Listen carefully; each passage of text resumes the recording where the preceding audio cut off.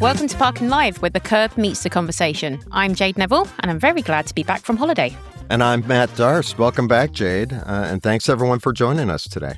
Matt, thanks for holding the fort while I've been away, having a nice break. It's so important to be able to go and switch off and enjoy life. And thank you for taking the reins while I was off doing that. Absolutely. So the parking industry has no shortage of conversation. What it does have a shortage of is people willing to be honest about what's actually going on. And that's what we're here for. Our guest today knows the industry from just about every angle. Entrepreneur, founder, operator, and now he's the person running the publication that's been covering it for 30 years. 30 years this year, actually. So congratulations on that, Parking Today. Happy birthday. Kevin Uhlenhaker, the CEO and publisher of Parking Today Media. Kevin, welcome to Parking Live. Thank you so much for joining us. Thank you for having me. Excited to be here. Right. Now, Kevin, we had a good chat before, and, I've got a good idea of your background, and I'm sure, many others do as well, but I want to get back into it a little bit more because it's such a good story, right? So let's go back to the beginning and kind of tell us how you ended up where you are today. I mean, you started in parking as a part-time college job in Texas Tech. What was the moment you realized it wasn't just a job and you were actually going to be creating a career out of this? It certainly wasn't at Texas Tech. Texas Tech was really nice just because the director there really gave me a lot of opportunity to try and learn and kind of grow, which I think any good college job has. So I got to do a lot of things that a lot of, your part-time college student worker job didn't get to do. Got to build some systems and solve some really unique problems. But really, for me, probably that first understanding of, hey, maybe this might be a career is when I got hired by T2 Systems. So I was actually hired by T2, ironically enough, actually before I graduated from tech. And that was kind of that first, like, hey, maybe there's a there with an actual, full-on, full-time career that could begin. But I had no idea it would lead to this, ultimately. You telling me you didn't go to college wanting to work in parking as a full-time career, no? Surprisingly not. The funniest story, you mentioned that it is kind of a fluke, if you want to call it this, is I originally applied when I was looking for a job as a cashier at a local grocery store, because I'd worked at a grocery store for years before that and assumed that'd be a easy job to do. That grocery store never called me back. And so since they didn't call me back, then I went and looked for a job there at the student worker center back when it was all on bulletin boards, with the index cards, and happened to see one there. And actually it was the first one I applied for, did the interview, and he offered me the job there at the interview. And so it really was kind of a, if you want to call it fate, call it circumstance, whatever, but, had that grocery store called me back, it could have been a very different situation for me. Their loss is the parking industry's gain here, Kevin. Absolutely. I appreciate that. I imagine you travel a ton managing Parking Today. And I'll note that when I travel, inevitably, there's a candidate of me investigating language on a parking meter or taking a photo of signage. Jade kind of shared your industry perspective, and you've seen it from every angle. I'm assuming at some point parking stopped being a job for you and started being something that you just couldn't turn off.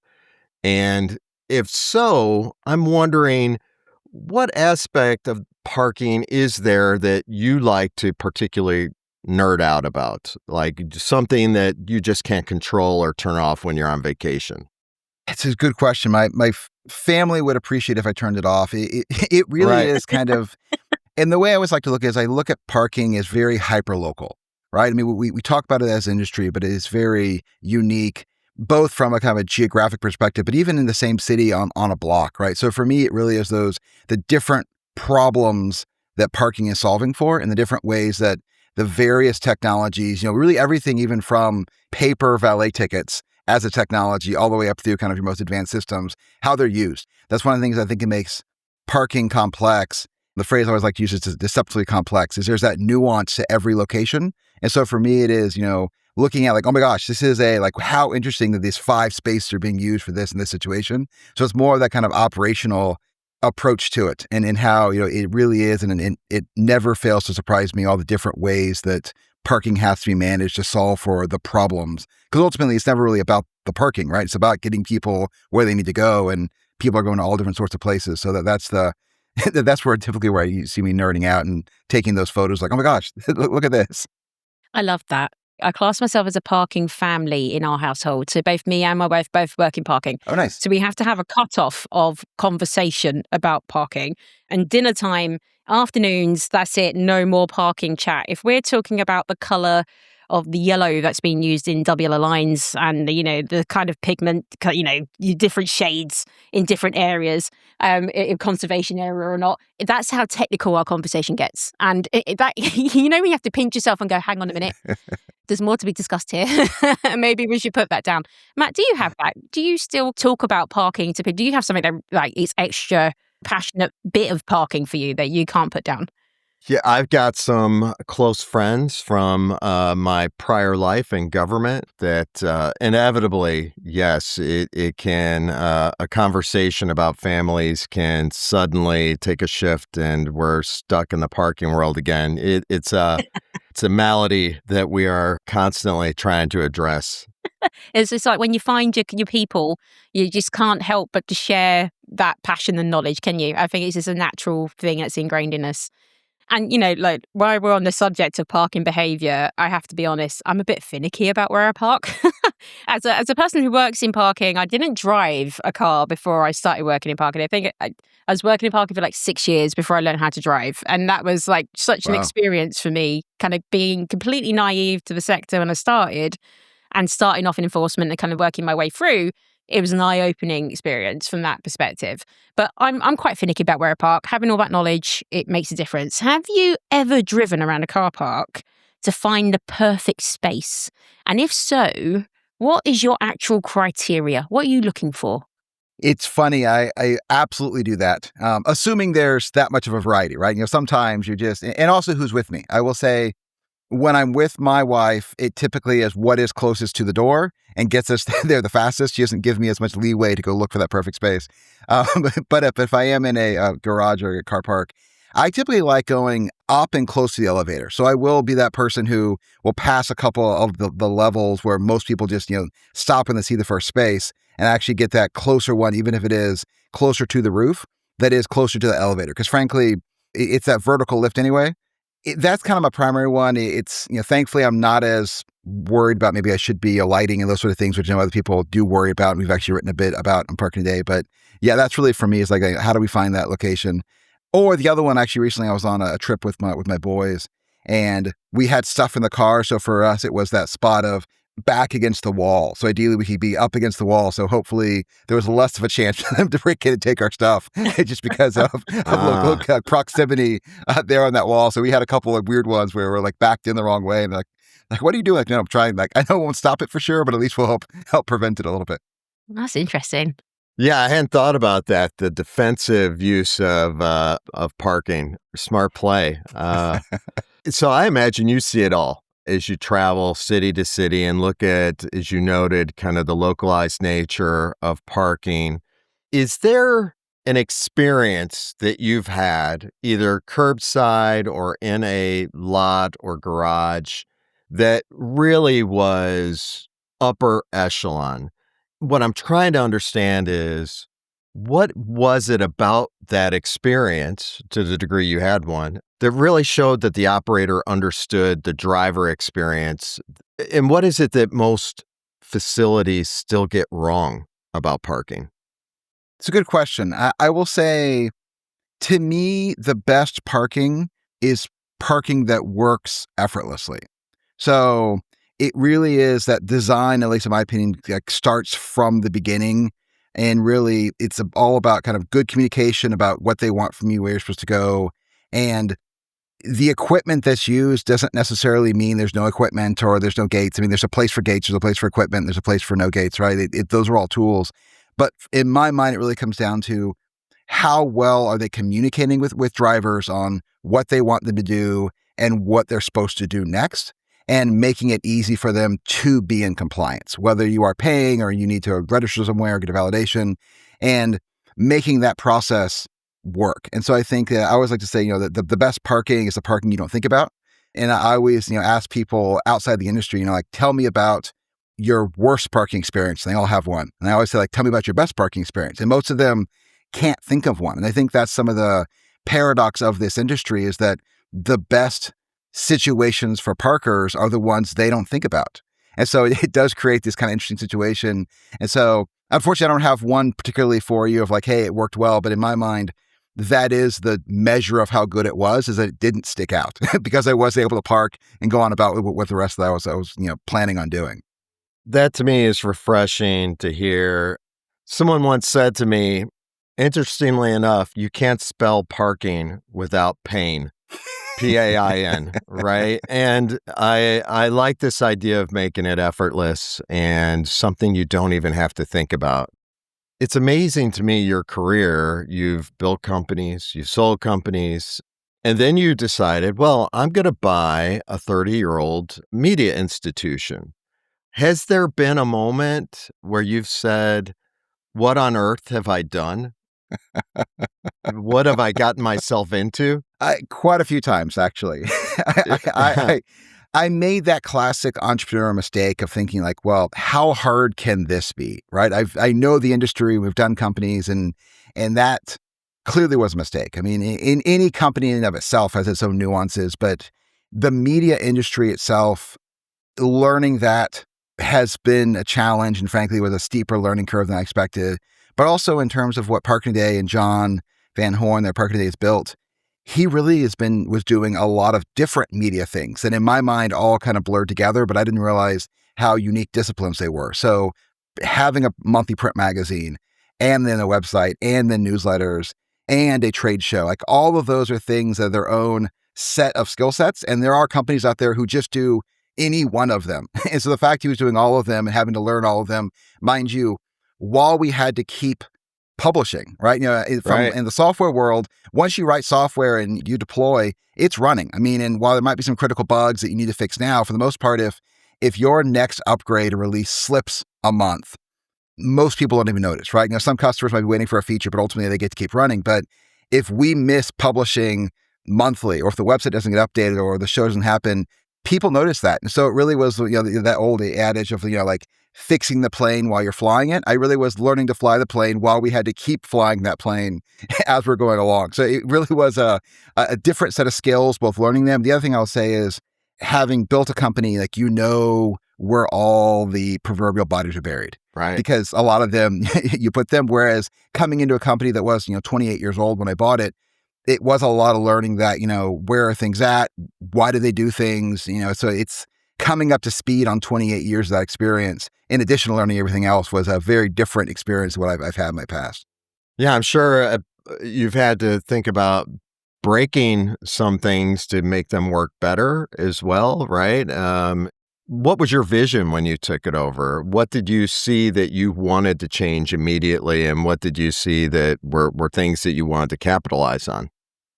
One of the core reasons I bought the company was I recognized that there wasn't really any one group watching the overall parking industry, right? And we primarily focus on North America, but we have, audience outside of that. But the numbers vary, but in the US alone, they say it's $100 to $150 billion a year industry, right? And what organizations outside of parking really are paying attention to that?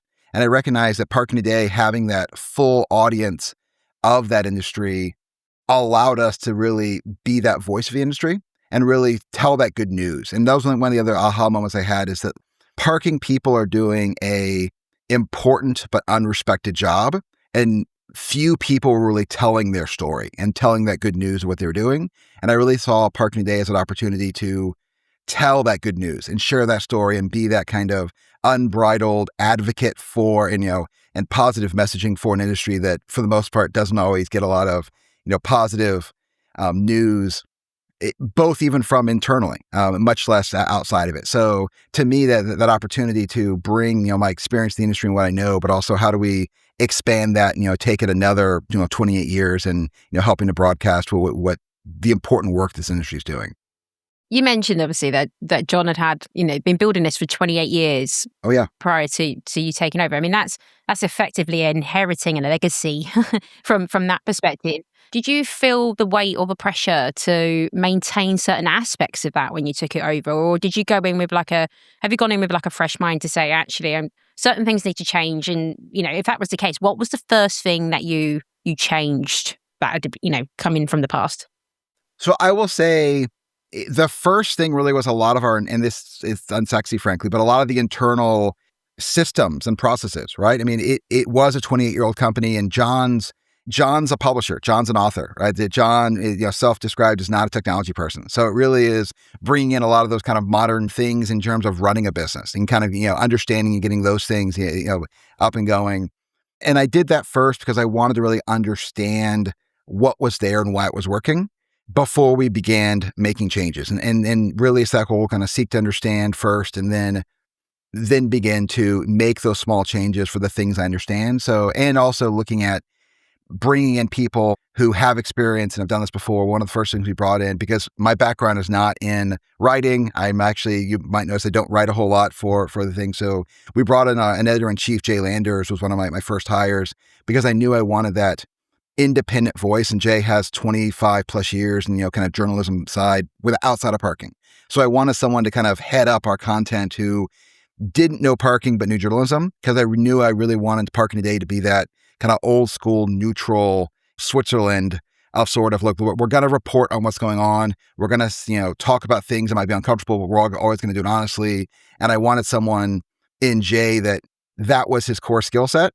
And he didn't have any of the baggage of 25 plus years in the industry that all of us come with ultimately in terms of looking at these things. So he really has been great at that. And frankly, it's been kind of that core of helping us build, and then all the other pieces that came along with that. And it took me probably almost 20 months before I'd really touched and kind of made the changes I wanted to on all of the pieces of the business. And it kind of really finally felt like it was kind of my business versus kind of running someone else's ultimately. Yeah, put your stamp on it. It takes a bit of time when it's that established as well, doesn't it, to understand the inner workings.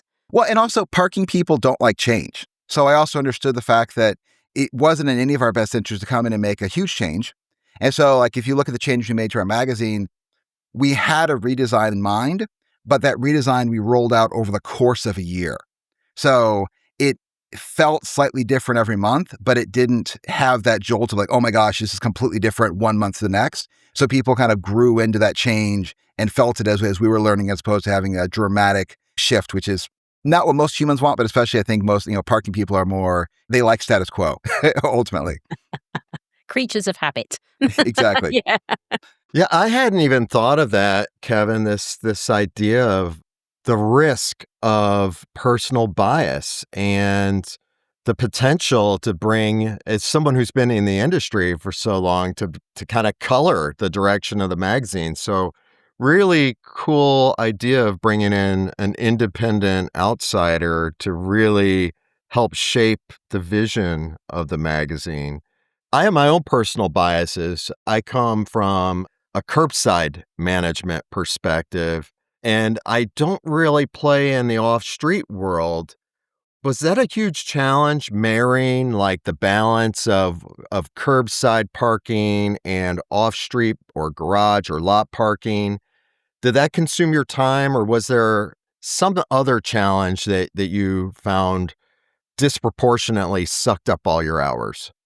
I've been lucky in terms of, through my career, I really have worked in just about every type of parking. Now, I've never been on the actual operation side, but I've done a lot of customer support side and spent a lot of time out with direct operators. So I've worked with customers through my career who have been managing curbside and garages and lots and valet.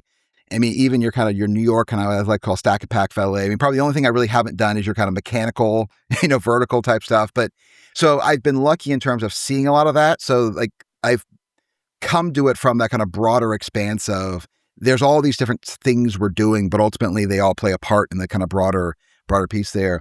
I would say the more challenging thing for me really was just getting my mind wrapped around the pace, and also making a shift, I think, from, and this was also a harder organizational shift for us, is John was a magazine guy, right? And so and it was started as a magazine. And so the organization had very much of a monthly release cycle that kind of matched the magazine, even when he had a website. In fact, he was one of the earliest ones having a website, but that website content still matched that monthly release cycle.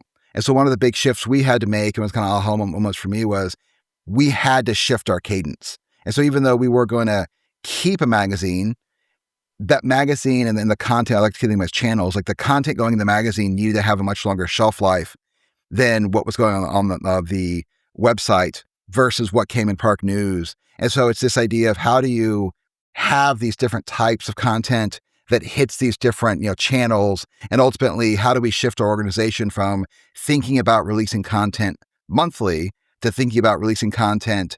Initially it was weekly, then it became daily, then it was like even more, because the parking industry is not as fast as others, but there is a lot going on. And so we want to be that place where the industry goes to find out what's going on. Mm-hmm. And we want to meet them wherever they're at in terms of sharing that information in all the different ways and mediums that they might want to receive it.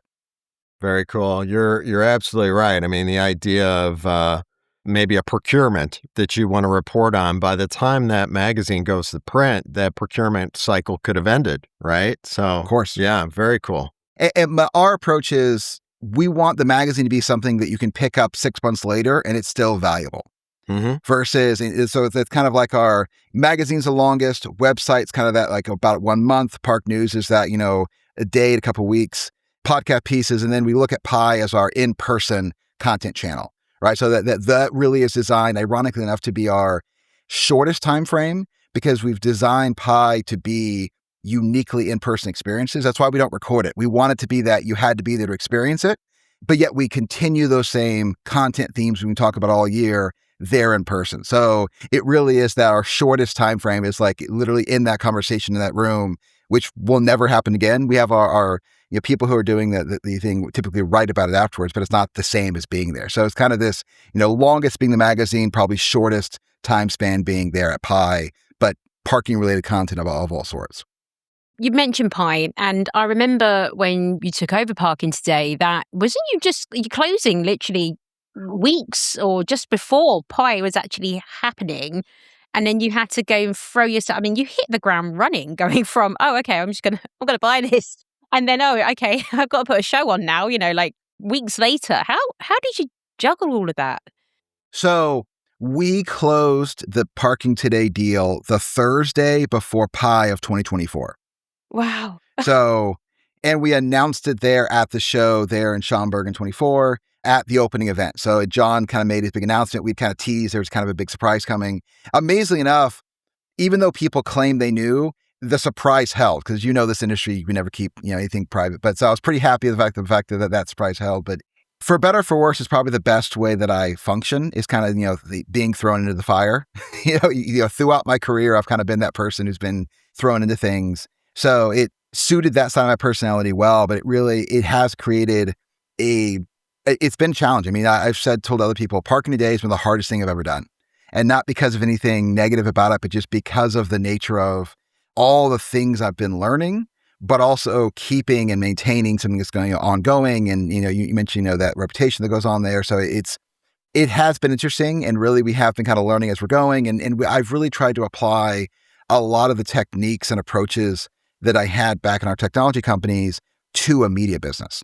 And it really is this idea of, how do we make small mistakes? How do we iterate quickly? How do we, as an organization, learn from our mistakes and be willing to try new things? And so I think that's the only reason why this has worked is because we have tried new things. We have asked questions, and there's been things that have worked, some things haven't, and we've been honest with people about that. But I think as an organization, you will continue to see us be that one that's not innovating for innovating's sake, but innovating because that's how you learn and grow. And, as this industry is growing, we have to grow as well. And so our organization has to be just as nimble to be able to allow for that and kind of grow our way out of this transformation, really. I mean, it really has been a company, a 28-year-old company growing into kind of a modern company has been something that I haven't done before. And frankly, it's been a really fun challenge over the past, it's been well over 2 years now. It was 2 years back, I guess would have been last Pi. So yeah, we're getting under, I think, probably 26, 27 months now.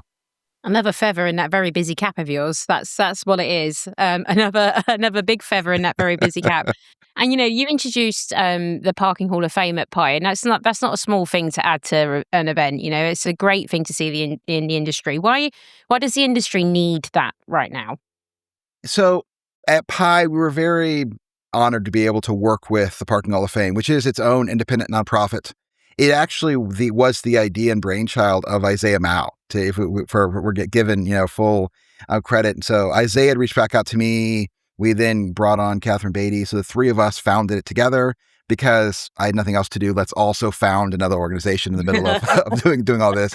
But really, and this was kind of Isaiah's point, and it's funny how you say this, but he's like, the towing industry, which no shade on the towing industry, but the towing industry has a Hall of Fame and the parking industry doesn't. And so this idea that how do we honor people from across the industry, right? This is not designed to take anything away from association awards, because those are great awards and honors for members of their association. But as we looked at it, there was no award that cut across the entire industry. And so that's really what we wanted, is a way to honor really the people who kind of helped build and define this industry in a way that was kind of universal. And we didn't want any of those kind of like cost involved with it, and really wanted to make it independent, neutral. So that really was the idea behind it, and being able to pull it all together, which was its own feat in and of itself of, kind of getting that first class nominations in, and going through our nomination process and having, kind of the ceremony there at Pi. It really was an event inside of an event. It's been so rewarding in terms of getting to meet these people. Some I knew, many I didn't, to see the nominations that came in and really to hear their stories as part of that process, and then, get to know them before and after, has been so moving for me personally and a lot of the members of our broader board. And ultimately what we wanted was this idea that parking is so important, but parking people, I don't think, see themselves as doing something important. And so we wanted to also have that thing of saying, hey, what we're doing is important, you're important, and there's something to strive for. There is something where, someone new coming in the industry and be like, hey, I see that class. I want to be the Mary Smith that gets in years later, right? Like it's something that, we can all kind of strive towards, and it ideally helps honor what's been done before. And also I think the other goal with this is, how do we help preserve our history as an industry? We've not done a good job of that. And I think it comes back to that idea of like, a lot of times we take on that outside bias of what we're doing is not important. And I think we take it on subconsciously, so we don't do that work of preserving what was done before and learning from it. So that's what the other thing we wanted with the Hall of Fame is, how do we help preserve those lessons from before and kind of those things of the previous generations of parking experts and professionals have done that we've built on and don't think about. So that really was kind of the broader goal of it. And it came off, I would say, really well. And I think we got a lot of really positive feedback, and it's been so meaningful to hear from the people themselves who made it in that first class, just how much it meant to them to be honored. And for so many of them, they would have never thought to do it themselves, and still wondered who nominated them. And it's one of the things like we don't share with that because it frankly doesn't matter, because it is, it's the industry. And that's, I will say it's so important. Nominations for our next class, for the 2027 class, are open now. So I really would ask anyone who has someone they think about who is that and deserves to be in that Parking Hall of Fame, please put that nomination in. It doesn't cost anything to nominate anyone. You can nominate as many people as you want. But that's the only way this works, is having the overall industry be able to make those nominations so we can honor those legends of the industry. This is great. I just wrote this down in my notebook so I can start the submission process immediately. So thanks for that. Please do. And all your listeners as well. Absolutely. I think Matt and I probably both agree that parking can be such a thankless task. Working in the industry, you do see some brilliant people doing amazing things, an awful lot of actually. And yeah, it's not necessarily always the recognition that you see they deserve to get. So having another opportunity to be able to honor those people it's a fantastic thing to see. So yeah, I'm looking forward to seeing Matt's submission. Slightly bit of a twisty question, maybe a bit of a pointed one. You've worked in the industry for a long time, obviously, and you've got a lot of experience, and you've probably had more industry conversations than most. What do you think is not being spoken about enough at the moment? It could be something that we're a bit shy to put on record. What conversations are we avoiding that we should be having? Well, I will say one of the things that we've tried to do with Parking Today and with Pi is to help bring those conversations forward and have some of those more difficult conversations, ultimately. That being said, the one that kind of comes to mind right now is I don't think we are doing enough about thinking about how do we level up as an industry and how do we create those standards that come with that leveling up. I think about, in North America, we have a few, standards on the data side, but we don't have standards around things like safety. I know the UK does, we don't. We don't have standards around things like privacy and data retention and even enforcement, right? So that there's a lot of these things that as an industry, and I will use enforcement as an example, right? In some of the countries, it's been, especially on your private enforcement with your ungated cameras or, your frictionless, what do you want to call it, your fixed camera side, that's been codified about what the rules are on a government basis. I know the UK has it, a lot of your Scandinavian countries have it. That's not in the US. There aren't standard rules around it. And at least in the US, you're beginning to see a whole lot of lawsuits pop up around that behavior. And so instead of, as an industry, us saying, hey, let's all get together, come up with a standard we can agree with, maybe not a perfect standard, but at least something that overall we can begin to abide by, I think that helps both improve the industry, but also helps avoid the alternative, which is one of these lawsuits is going to actually win. And the results of that lawsuit are going to basically cause behaviors and or laws that might not be ideal for our industry, might not be ideal for our parkers and our companies. And it feels like in a lot of these situations where we just wait and react, as opposed to kind of coming together, putting aside some of our differences and being like, okay, let's sit down in the room and get something on paper. And so I really think that's one of the things that from our perspective, I've been talking a lot about since we've had Parking Today is parking standards, and we'll continue to talk about it because my thought is I'm in a unique position with Parking Today to help talk about it, to help bring it up. Ideally, if we need to help facilitate it, not because there should ever be a Parking Today standard, that's not my role here, but because our audience covers the entire industry, I feel like we sit in a really interesting position, especially in North America, to help have those conversations and help drive home the successes and, help foster that process of moving the industry in a place where I think it makes it better for all of us. But for a lot of people, it's just, there's reasons why they don't jump into it. And so it's like, how do we help start the process that ideally kind of improves things overall? Yeah, I'd like to dig into that a little bit because I think you're making a really good point, right? Parking has a public perception problem. We talked about that. I think about enforcement too, and I think about cities that have a real problem with the disproportionate issuance of citations in disadvantaged neighborhoods, right? Or Sure. inequitable hearing access. As the person who really decides what gets covered, do you look at trade media as a diagnostic tool, like you're discovering these challenges or maybe predicting these future issues, as I think you just alluded to? Or is there something more of a cure that is offered by Parking Today? I mean, is it possible that Parking Today is a forum for suggesting means of improvement? Or maybe Parking Today is both, like a family doctor, right? Where you're playing both roles. We do try and play both roles slightly. We do want to tell these stories. And if you look at what we've been reporting on, over the past, 24 months, we have talked about those sort of stories to the extent people are willing to talk about it. And that's also some of what we do is there's a lot of things that we know that we never report on. So we will only report on things that are on the record and public. And that's kind of been one of our kind of clear stances. So it is finding those people willing to have those conversations and talk about it, but we will pull those things forward and we will highlight where it's going well, but also we won't shy away from where it's not going well. We don't hide problems because it's not good for the industry, but at the same point, we're not here to make the industry look bad because we want to make the industry look bad. And so in my mind, it's a two-parter, right? One is how do we help bring light to these things that are happening, but provide a stage for it. But I don't think it's our job to prescribe how things should be solved. I think we instead provide a forum or opportunity to bring people together to have those discussions. And I think that's one of the things that the industry's also not really been great at is having those places where everyone can proverbially leave their weapons at the door, come in and have that kind of honest conversation that then leads to things that help make those improvements. And so in my mind, if we can highlight what's going on, then talk about it, and then hopefully then provide those opportunities for people to come together and talk. And then whatever they come up with, then we then support and report on and talk about successes and kind of help build the momentum behind those sort of things. It's one of the reasons why we've reported so much on some of the standards that are out there now and some of the other issues that are going on. So it's, even though I have clear opinions upon it, I really have taken it, at least in my opinion, is our readers should not know what my opinions are on things. Because ultimately it's not about what my opinions are. It's about like, what is the news?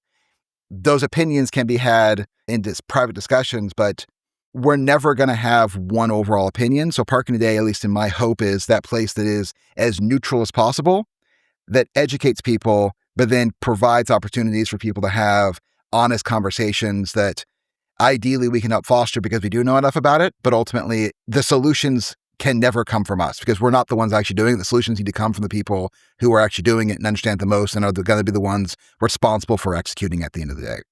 Yeah, I appreciate that instinct and the desire to not arbitrate this as much as facilitate this. I think you're absolutely right.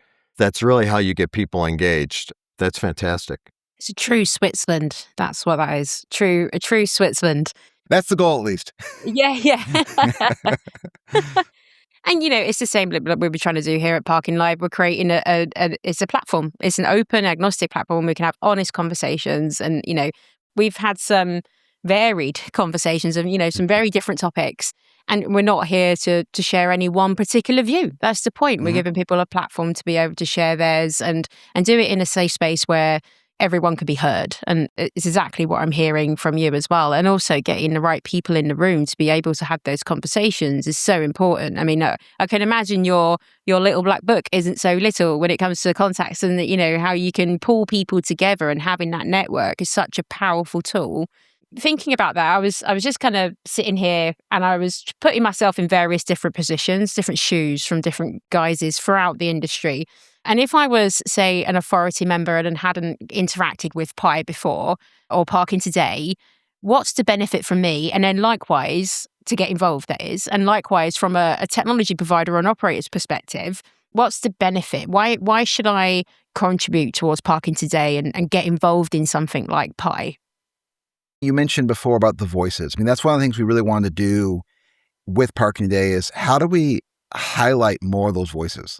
Because, ultimately, if you talk to parking people, they all have great stories and they all have great experiences, but they're not the best at actually sharing that for multiple reasons. And so we have worked hard to bring in new voices and new people who are actually talking about it. But I would say if you are talking about, a city or a municipality or an authority, it really is a matter of ideally you're learning from your peers who manage like you. So hey, you're going to learn from other authorities, but also there's things to learn from higher education and airports and events. And that's one of the things about, because our audience includes the whole industry, we work very hard to report on things from across the industry and even from outside the industry. So you're going to learn from your peers. And ideally, there's at least something you can take out of that information that, helps make your operation better or you better, at the end of the day. But that only works when people contribute. So we have to have those new voices coming in to share and be willing to have either write themselves or have a conversation with us or speak at Pi. And so from that perspective, it really is, ideally, we're working hard to be the best parking focused content in the world. And ideally, people are going to get value from both reading it and then hopefully they see the value in contributing to it, because it does only work because of everyone's there. And the same thing is true as Pi. I mean, Pi, I would argue, is the only show that really has everyone from the entire industry. Because if you look at our audience includes every different type of, parking operation, then all your technology people and your consultants and your engineers, right? Like it's that broad audience, right, really creates this opportunity for us to learn from each other and to have those new people coming in.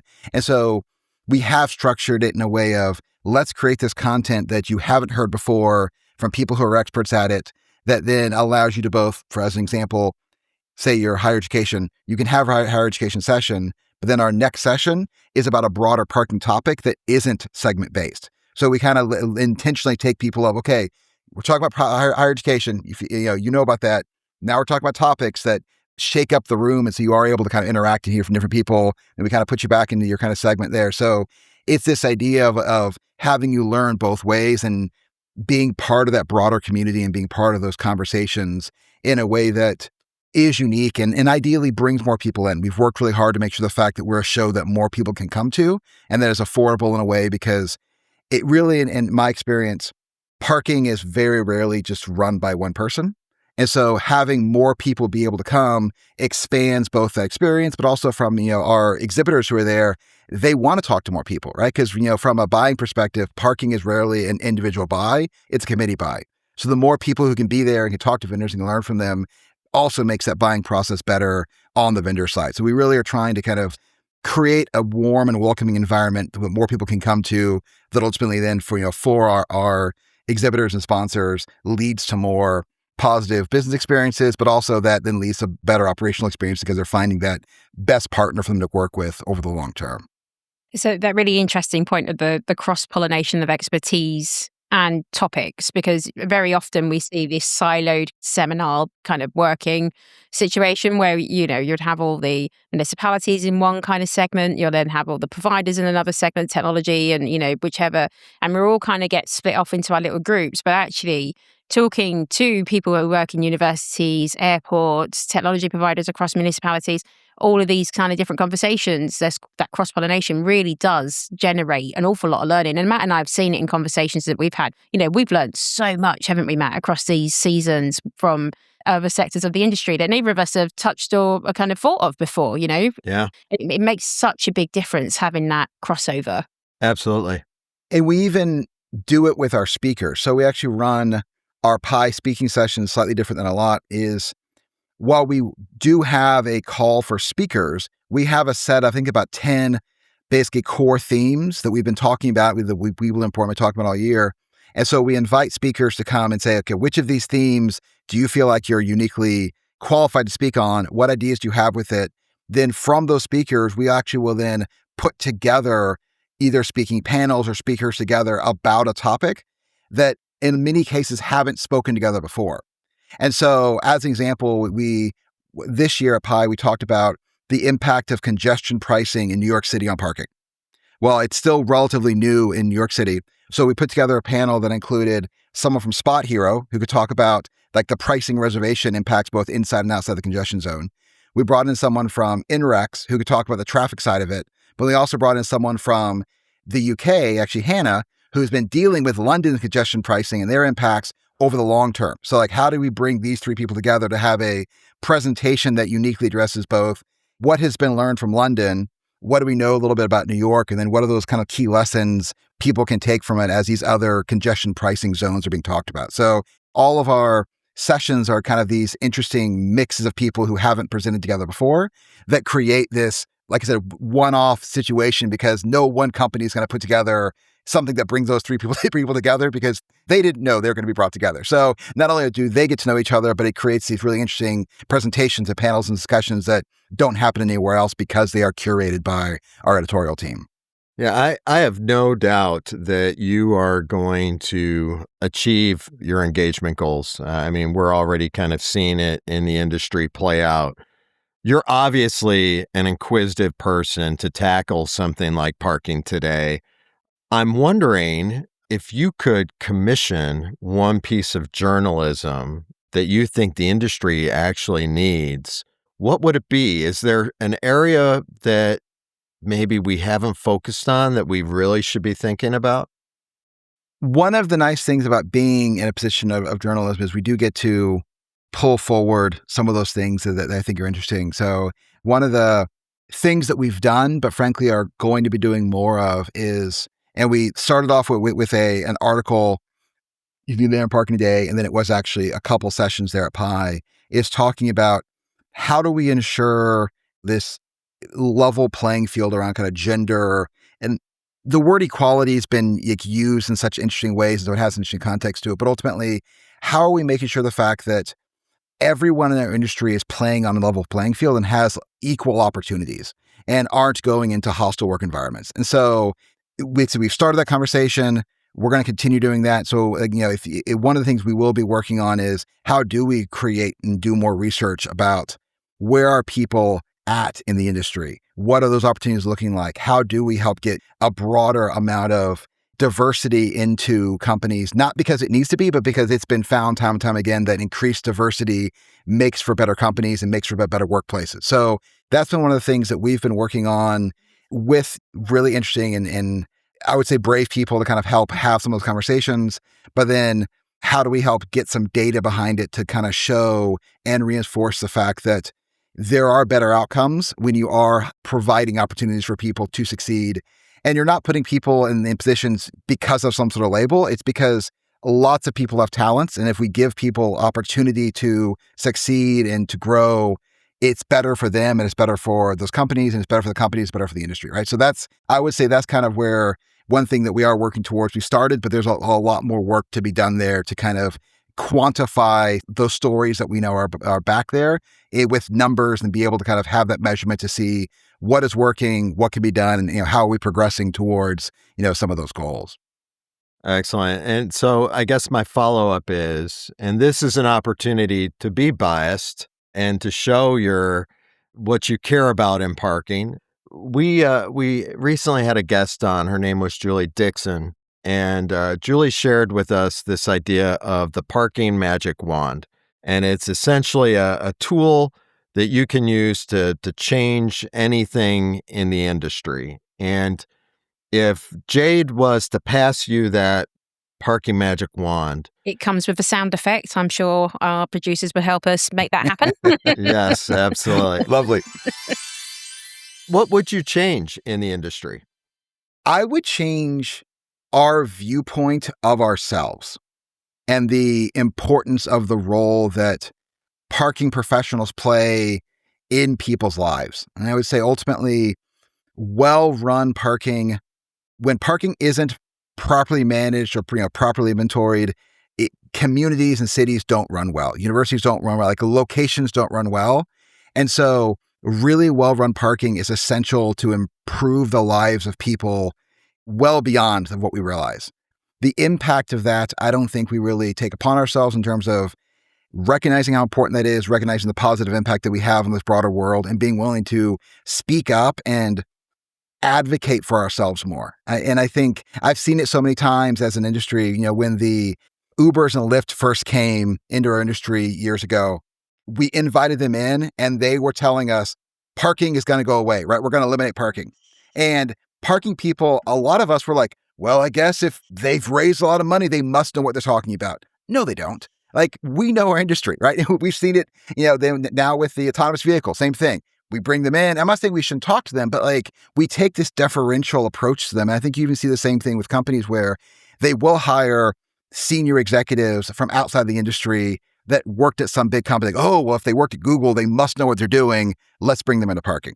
And so I think as an industry, recognizing the fact of what we're doing is hard, what we're doing is important, and it's good work. It's work that matters. And so as an industry and as individuals, we should feel proud about that. And we should be willing to work to make sure the fact that we remind each other of that, but we remind others of that and fight for the things that we know are important for us to serve our customers. Because I think in so many opportunities, we don't do that. And so we allow others to apply things that they think are important to us, even though we know better, but we don't want to speak up because they must know better because they have a PhD behind their name, or they work for some venture-backed company or those sort of things where, no, we know. And so that would be that's frankly what we're working towards with parking today. I would love to see it happen sooner with that magic wand, but ultimately that is one of the things that, 30 years from now, if we're talking, if I've been successful, hopefully as an industry, we've moved towards that, ultimately. If it means that I can have a conversation in the pub when somebody says, what do you do for a living? And I don't make up about 4 or 5 different job titles before I go to parking. I mean, it's not so bad now, but when especially when I was working in enforcement, you're like, what do you do for a living? I work in traffic and highways, and you just kind of broaden the scope a little bit, don't you? Because you don't want to wear someone's pint. Yes. Or you don't want to have the conversation of, I got a parking ticket, how do I get off it? Which is always the default. Yeah, that is it. Can you get me out of my parking ticket? Right. Yeah. Let's take the conversation somewhere else. Well, and it's funny you say that. Even talking to some of our Hall of Fame members, when you ask them because we'd ask the question, what do you tell other people you do? And we have these people who have built these massive companies and made such a positive impact. And in any other industry, that business would be on the cover of Forbes, right? But when you ask them, what do you tell people? Like, oh, I tell people I park cars. I'm like, no, like you have founded and run this massive, great organization, but even among those people. So I think if those sorts of people tell their friends they just park cars or they're just, in the mobility industry, I think that shows how far we have to come. And, hopefully the Hall of Fame helps with that. And this work that we're doing helps people really embrace the value of what they're doing and be willing to share that publicly and help us get out that good word of the positive impact of parking.